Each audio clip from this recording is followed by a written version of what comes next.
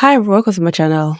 If you're new here, thank you for stopping by. And if you've always been support me, thank you. I really appreciate. In today's video, I'm talking about the girl who died yesterday. Apparently, from what I discovered, she moved to Nigeria because according to her, what I watched on Arise News, she said that she didn't find fulfillment in the UK. And honestly speaking, the way she died was really sad simply because it's something that could have been prevented. Her building was invaded by 14 armed robbers, and then she had to jump from upstairs, which was, this was a really tall building.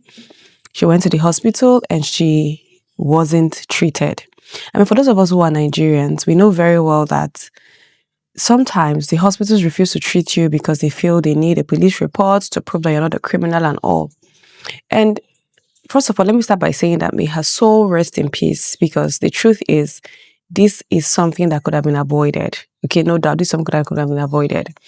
However, in reading the comments, there was a comment I saw which inspired me making this video. And in the comments, the person said that if she were to be in the UK, she would have still been alive. Now, let me start by saying that I get where that comment is coming from, and I understand it. However, the truth is, we cannot tell.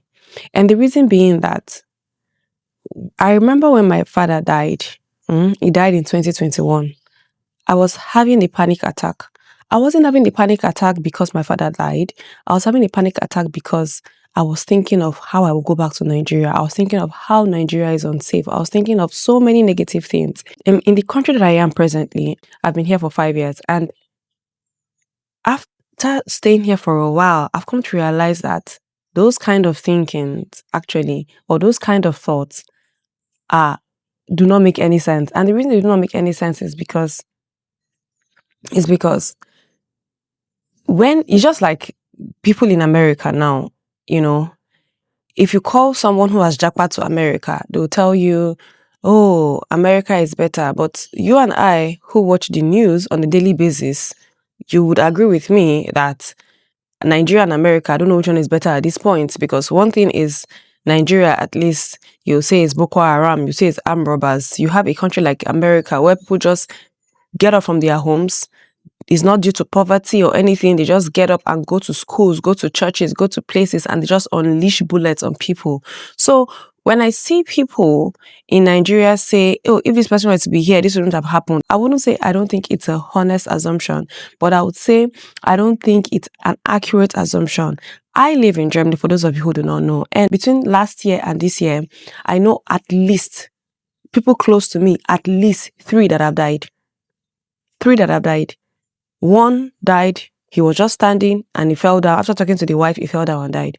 The second one is my husband's cousin's wife's mom. She woke up and she fell down and died.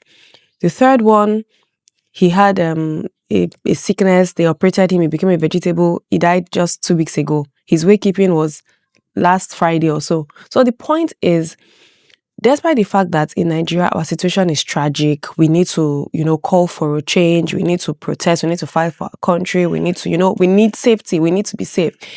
We cannot just assume that somebody would have lived longer if they were in a certain part of the world. That's not accurate.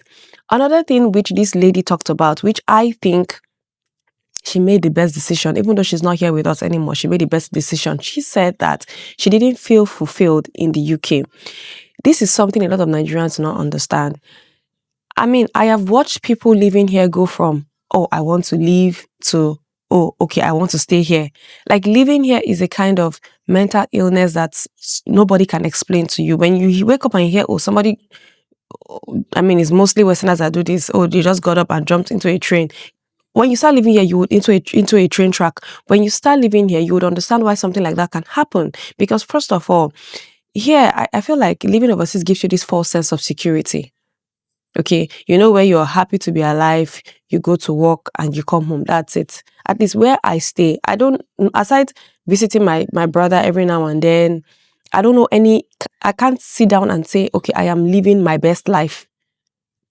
Secondly, for where I live, I can't speak for other places. I can't speak about other places, but it's where I stay.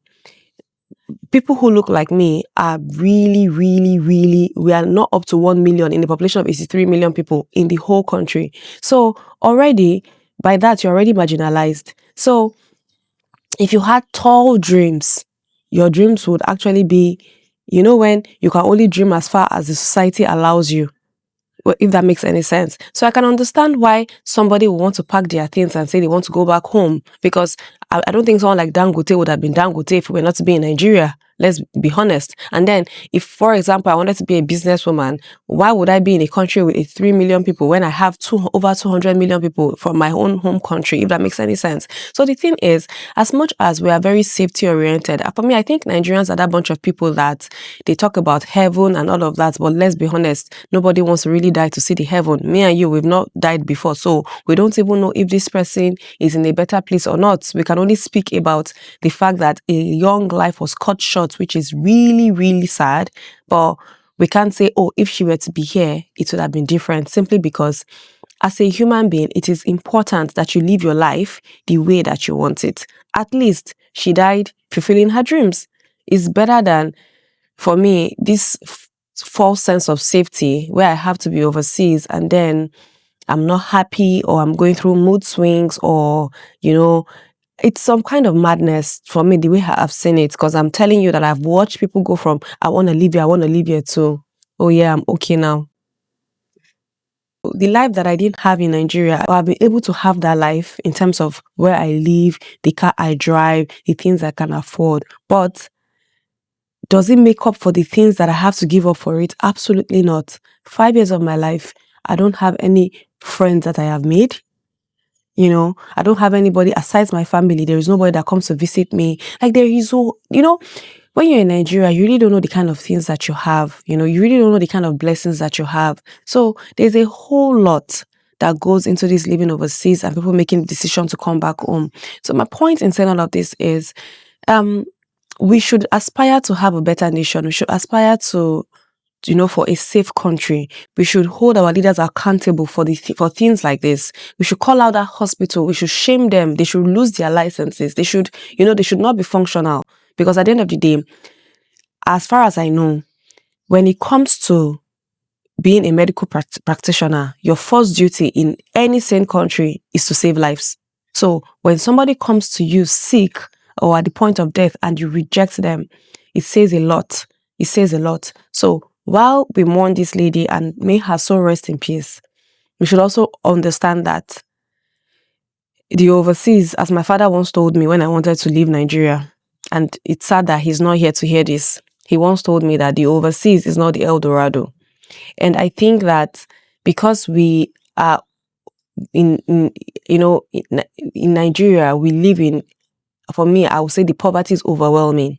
It's overwhelming because we, no road, no lights, no, in 2025 is really bad. So I can understand why anybody would see the country that way. I can understand why anybody would assume that, have that assumption that, okay, this lady would have still been alive. But let's be honest.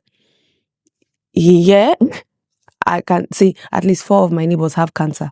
4, So there are other things that can kill you aside accidents, aside armed robber, aside you trying to flee for your life. There are other things. All right, so let me know what you think in the comment section and share your experience with me as well. Don't forget to subscribe, like, and share, and see you on my next video. Bye.